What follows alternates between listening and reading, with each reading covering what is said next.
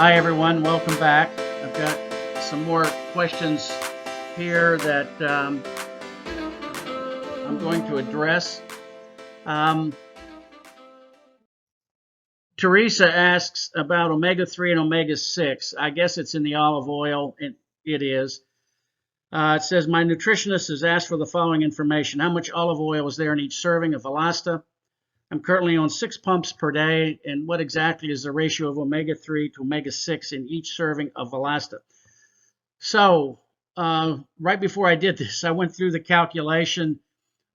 We've got most of this pretty well mapped out in a nice little table. So, let me go through this. All of the omega-6 and omega-3 is found in the olive oil.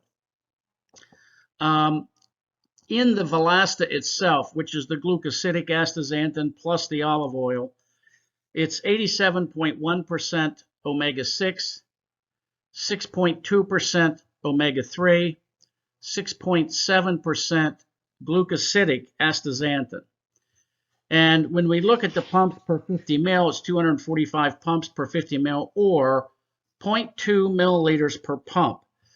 This translates into at the top there, grams per pump.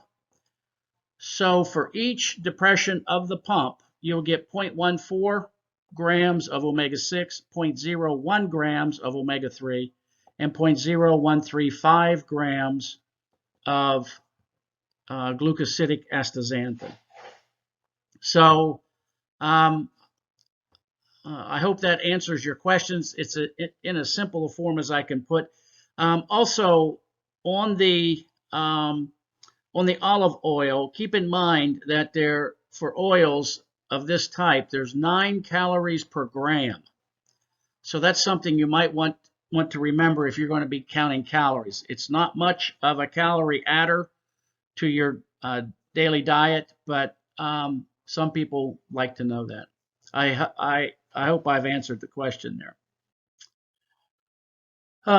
Virgil asks about WBC's dietary antioxidants. Can ValAsta cause WBCs to go down? I've been trying to get mine to come up ever since my radiation treatments over a year ago. Starting to inch upwards, still not within the normal range though, but since beginning the ValAsta, they have started to go down again. My immune system seems to be working just fine. Have not had any colds. Some of the causes of WBCs to go down after radiation is truly inflammatory. They're causing an inflammatory response in the bone marrow, and it will eventually destroy your bone marrow to the point that you won't be able to produce white blood cells. That's pretty extreme. But the interesting thing about ValAsta is it has a tendency to mitigate radiation exposure and the damage caused by radiation. So the peroxyl non-radical and the hydroxyl free radical will be neutralized. We actually just received a patent on this November the 15th of 2022, and it is a very positive. So if we can stop the inflammatory pressure that's causing your WBCs to be low, then in fact, if your bone marrow is still in place, your bone marrow will begin to produce normal white blood cells and bring them back up again. So in that regard, it's something to watch. It first of all will do no harm, but in the positive side, it will have a tendency to stop the inflammation that's keeping your WBCs low and enhance the projected growth and production of those WBCs back to normal levels. What do you think of this guy's thoughts on dietary antioxidants? I have reviewed that YouTube, and I'm in total disagreement with it. It's basically an old research that was done and has pretty much been refuted by the National Institute of Health. Pro-oxidants in all categories are not good for your inflammatory disease state.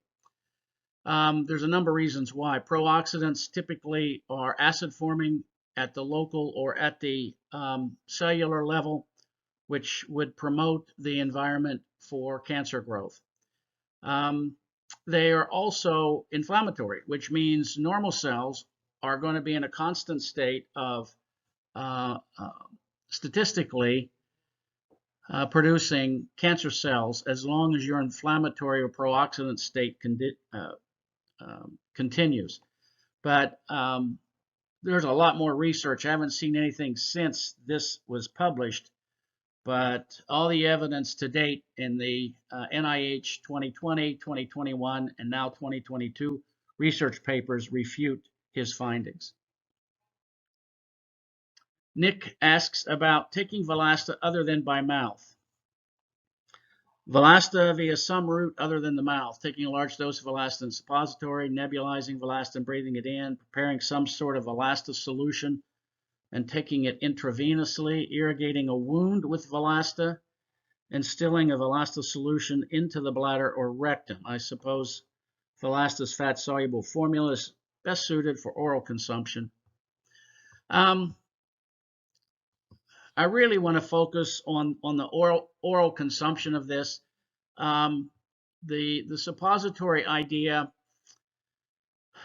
we don't have enough evidence to know whether it's going to cross over. The colon is very good at extracting water, not so much for nutrients. The large colon is to dehydrate your stool.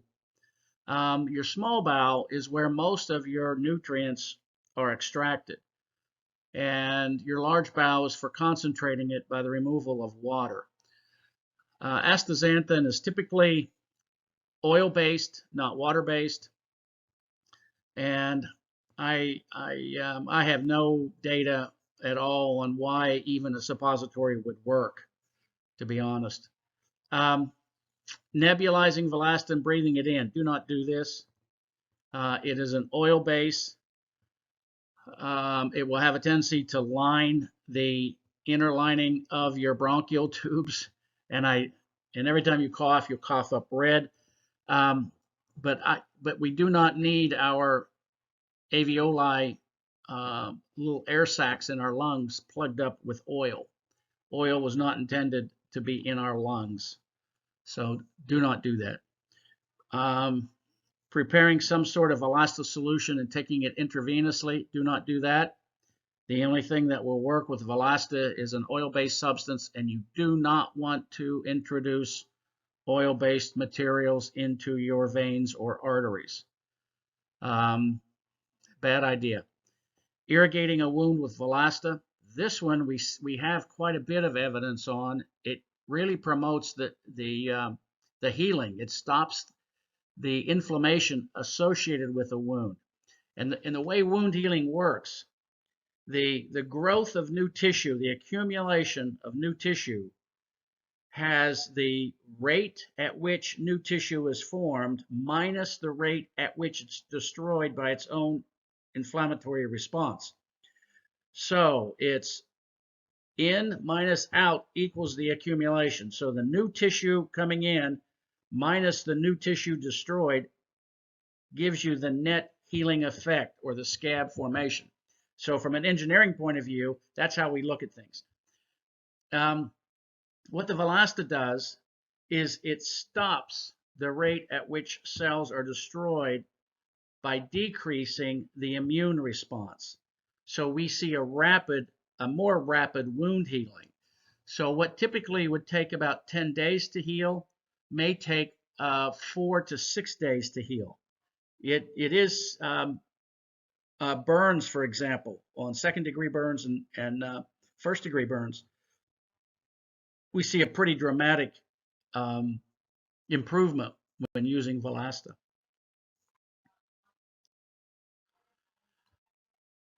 Nick also asks, glutamine-driven cancers.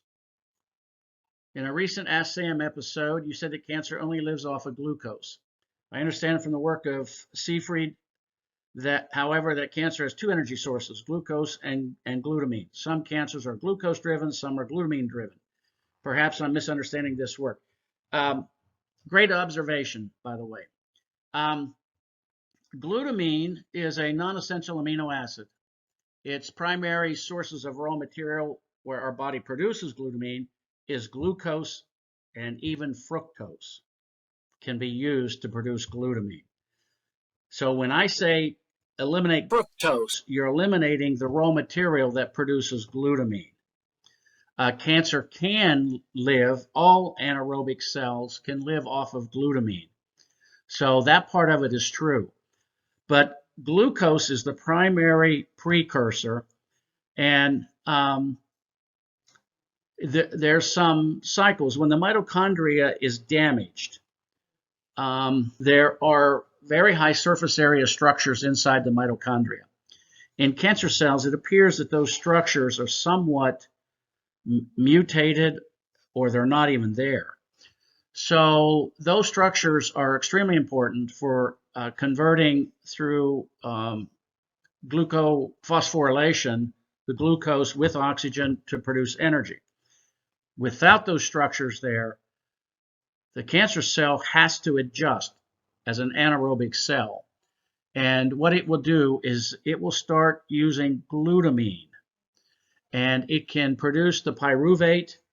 The only problem with glutamine conversion, or even glucose in a cancer cell, it'll produce lactic acid, which drops the pH into the acidic level of the cancer cell, and that's what allows the cancer cells to be more acidic than normal cells.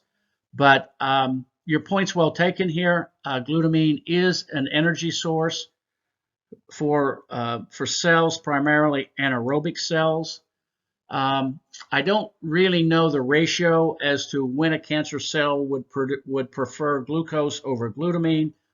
One is a citric acid cycle. The other one is, I think they all go through a Krebs, maybe a Krebs cycle. Glutamine can be used as a, especially when you get into ketosis or into an anaerobic state, like heavy exercise, for example. Your cells may produce glutamine instead of glucose. If the glucose level, your blood sugar level, starts to drop, glutamine becomes the secondary food source. It's not as efficient as glucose, and glucose is a raw material that is needed to produce in the cell glutamine. Glucose is still the primary driver. If you get into an anaerobic cell issue, you're very short glucose, like in the fermentation of beer and wine. You can get the majority of your ATP, your energy, from glutamine. And but I'm not sure that that actually happens in the human body because of the prevalence of glucose. I hope that answers the question. A lot of this could be researchable. It's fairly common known, and you can see the pathways using glutamine. Let's see, there's some biochemical pathways, and that would be the way I would look at it: is glutamine synthesis, glutamine production, glutamine usage on a Google search. Nick also asks, chelating heavy metals. Do you have any information on ValAsta's ability to chelate heavy metals like mercury, arsenic, or lead? Do you know if astaxanthin in general will bind to or somehow mobilize metals in the body? This is some chemistry that I worked on very, very early on when we were looking at this, because I had the same interest in this, was what does it do with metals? Now, that I'm promised this, you don't have to know this. It won't be a test. But let's say any metal by M, it could be lead, arsenic, iron, chromium, nickel. Selenium is not really a metal, but usually they have valences, and those valences can be a +1 all the way up to a +3. Iron, for example, has a +3. And iron is one that we use in our bodies just to transport oxygen around, so we're very familiar with iron. There's copper, there's zinc. So they have these plus valences. Now, the advantage that astaxanthin has is it donates electrons. An electron is a -1. But you could get, this is actually not quite right here, but you could get anywhere from 1 electron having a -1 to 3 electrons, as many electrons as you need to neutralize those heavy metals.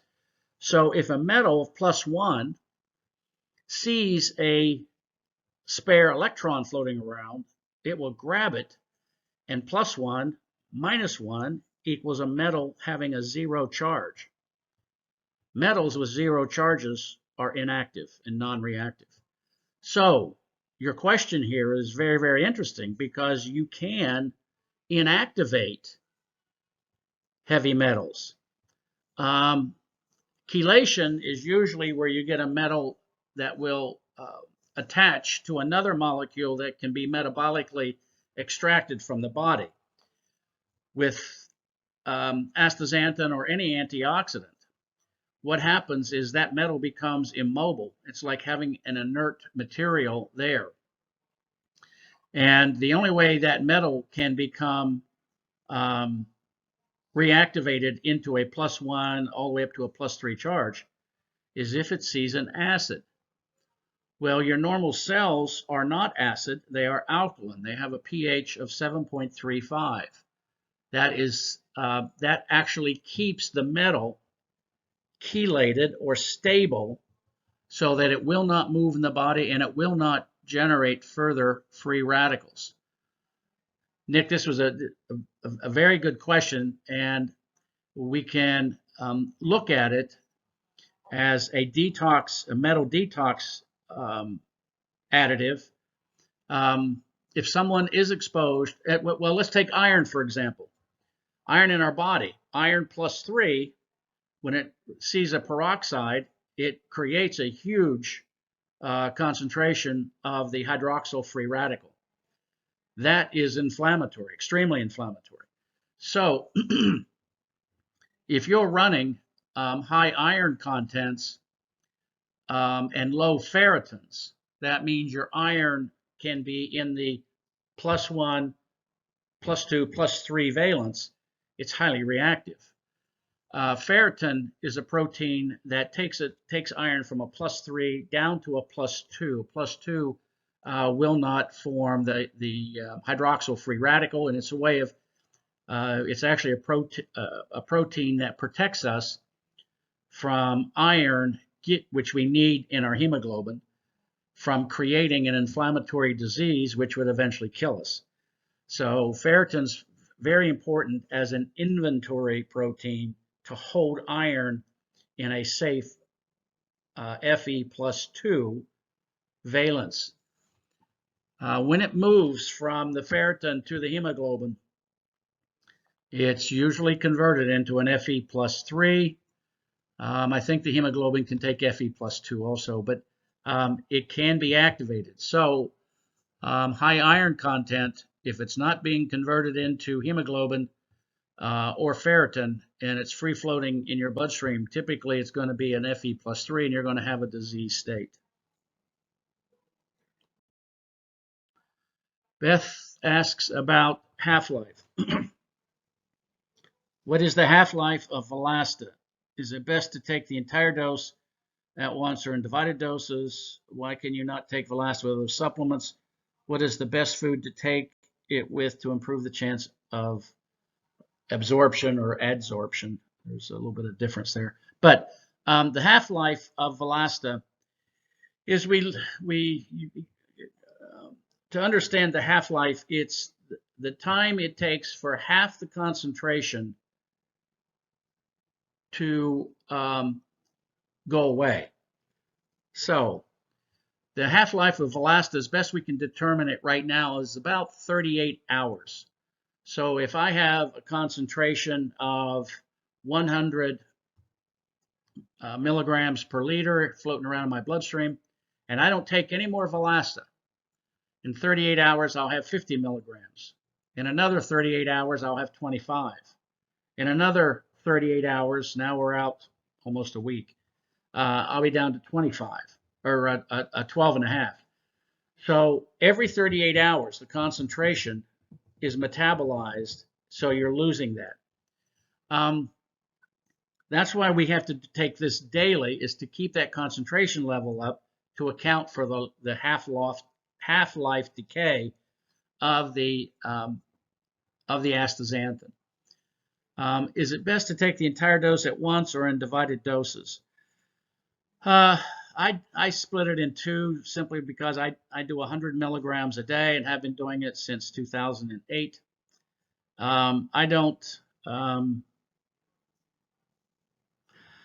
I do it in chocolate, so it makes for a pretty big chocolate bar if I try to do it all at once. We really don't see the difference. We prefer not taking it after 3 o'clock in the afternoon simply because the energy bump, your metabolism might be affected, and it might give you a little more energy before you go to bed at night. So you can do the entire dose at once as long as it's with a meal. And that'll be just fine. But also feel free to talk to the nurse or call in. They'll have some recommendations there also. It says, why can you not take ValAsta with other supplements? You can take it with other supplements. It's just that it's pretty much a waste of time when you look at it being 6,000 times more potent over vitamin C. Turmeric, curcumin, blueberries, they're so far down on the ORAC score that you can really, unless you have another problem, like with vitamin C, if you've got scurvy or gum disease or something like that, then yeah, you want to get the ascorbic acid, and vitamin C will do that for you. But typically, we're getting enough vitamin C in our diet. ValAsta, from an antioxidant perspective, there's no reason to take any other supplements if all you're taking those supplements for is the antioxidant properties. ValAsta is more than enough. It says, what is the best food to take it with to improve the chance of absorption? The longer the residence time in your small bowel, the more is going to be absorbed. In the small bowel, it's time dependent. It's called lag time or retention time. And if something's going to flush through very, very quickly, high fiber diets might get flushed through very quickly. It may not be in there long enough to absorb through the wall of the small bowel. So what we do, it appears that fats, protein, oils, all move a little slower through the small bowel than high fiber foods, but it works fine. Typically, you have enough retention time in your small bowel that it will readily absorb. But we sort of recommend with sort of a fatty acid type of a diet, more so than even on the vegan diets where the high fiber will move it through very, very quickly. You may not get the full effect. Sue asks about blood pressure, serving amount, and hair. My mom recently went to see her family doctor. They measured her blood pressure. It came out to be around 140. We measured her at home, and it is about 140. Some days lower and some higher. Before, her blood pressure on a good day was 180 and high at 200 plus. Her blood pressure went down a lot after taking ValAsta daily. Her doctor didn't say anything, but should my mom lower her blood pressure medication, or is 140 still high? She's taking metoprolol, 50 milligrams. Also, she had really bad headaches on one side of her head and chest pain, squeezing feeling. That's all gone after a month on ValAsta. Right now, she's still working on her arthritis, joint pain, which is getting better. I don't know if she's taking the right amount. She's about 120 pounds, taking 5 pumps a day. I have noticed when taking ValAsta, my hair doesn't fall out as much, even when I'm not eating that good. I can see when I miss taking ValAsta, my hair falls out more. I think it helps with hair fall. Let's go up here to the top and talk about blood pressure first. It will bring her blood pressure down. Everyone's normal is unique to them. Now, 140 on the upper number is still a little high, but there's a couple reasons for this. It may not be even related to her diet, salt intake. Those will all cause her blood pressure to remain high. But it can be viral. There's what's called the cytomegalovirus. If she ever had mononucleosis, or even the herpes virus from chickenpox, these viruses live in the base of her skull. They'll live there for the rest of her life. And as she gets older and her immune system begins to decay a little bit, these viruses will have a tendency to come out. That's why the elderly usually get shingles. It's usually a stress condition. The immune system drops. The virus sees an opportunity to come out through the nerve sheath, and it'll wrap around your body with sores. The CMV, the cytomegalovirus, is now attributed to high blood pressure. And one of you can talk to your doctor about this, but one of the protocols that has been established by the National Institute of Health is giving someone with high blood pressure, with no other explanation, Valtrex or an antiviral. And it seems to bring the blood pressure down. If her top number is 130, 140, that's fine. It's important on her lower number.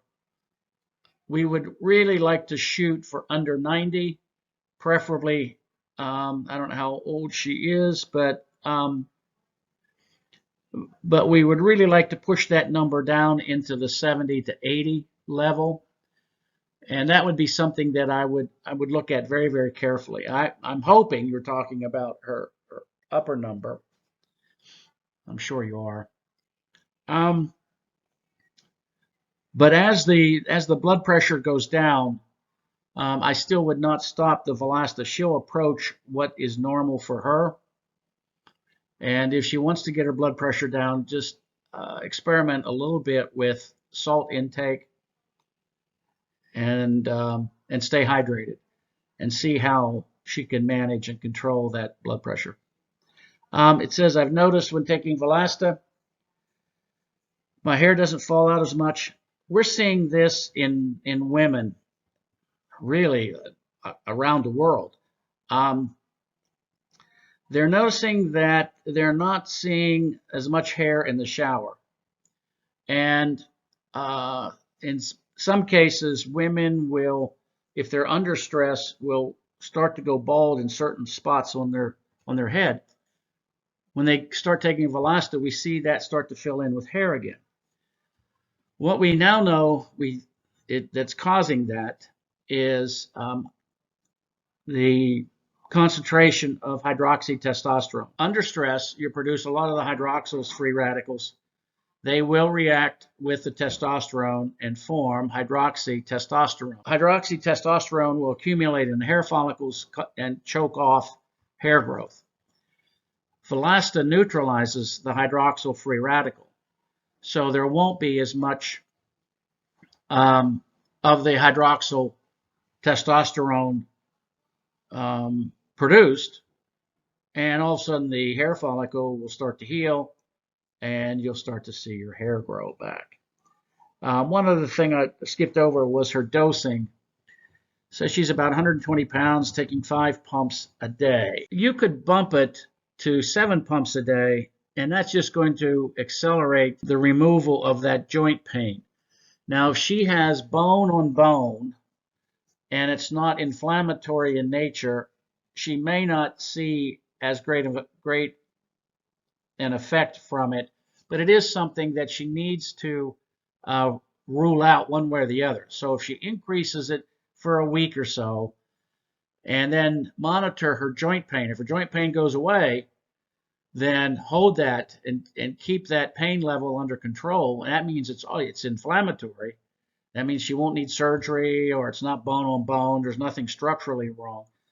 And then what she can do, once she gets that inventory of those free radicals reduced, she'll be able to cut back the dose.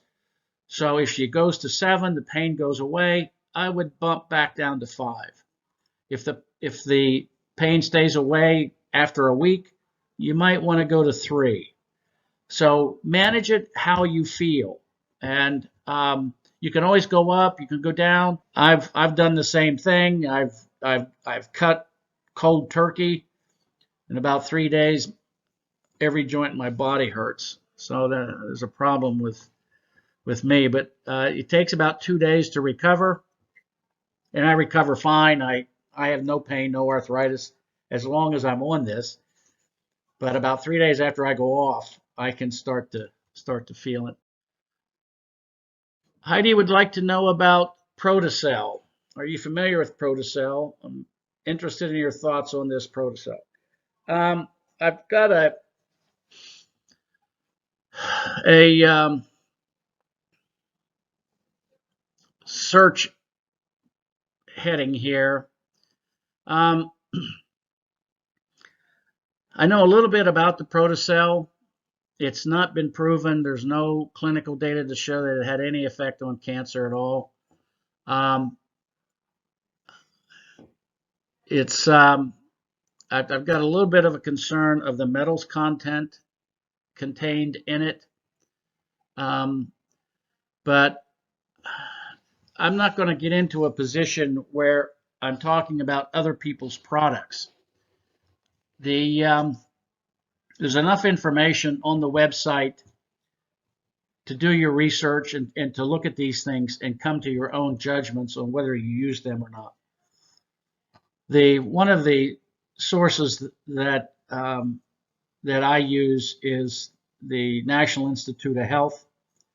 There's a database called ProQuest, but there's also a lot of research papers now available just through common searches. And I would suggest that you do that with these products. There's usually enough information out there on the labels or with the chemistry. I look at a lot of them to see what the chemistry is, how the chemistry might interfere with a biological pathway.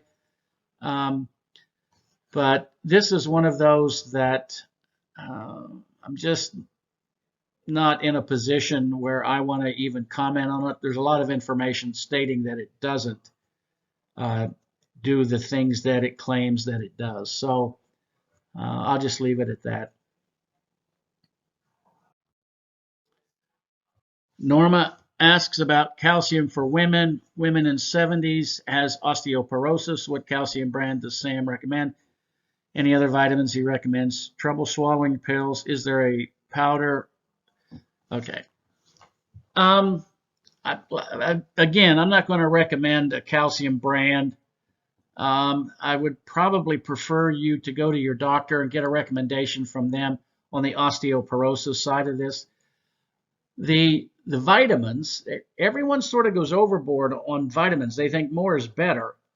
And in reality, more is going to be very, very dangerous. Most of these vitamins that are typically taken are pro-oxidants, which means when they hit the liver and they're metabolized by the liver, they're creating a pretty serious inflammatory response. They can test if you're short your B complexes, or if you're tired. That's one of the outward symptoms that you can go. You can increase your B12, see if it has an effect. B12 is water soluble, which means you're going to have to do it every day because you're just going to urinate it out. Some of the others, vitamin D is very important, but I would look at making sure that you're not really vitamin D deficient. There's certain ethnic groups that are historically or genetically predisposed to be very deficient in vitamin D. If you're deficient in vitamin D is used in many protocols in your immune system. It's a very important vitamin. Typically, vitamin D goes very, very well with any calcium that you take. So those two have to be in combination. That's why they put vitamin D in cow's milk, because the calcium content allows you to absorb it much better. But if you're dark-skinned, if you're black, if you're live in a tropical where you're tanned a lot in a tropical environment, check your vitamin D, because the darker your skin is, the less UV radiation you can absorb, and you can get into a vitamin D deficiency. And with that, I'm going to close, but I really want to emphasize that I'm not going to spend time commenting on other people's products. It's easy enough to search out, and they are probably the ones to contact. If there's a specific biochemistry associated with it, that's fine. I can talk about it. But brands, I really don't want to get into that discussion. And keep the questions coming in.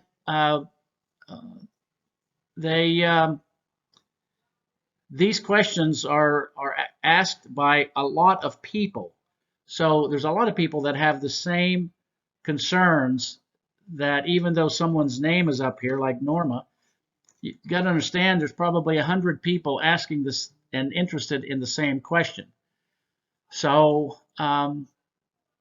hopefully this is answering those, and feel free to send your questions in.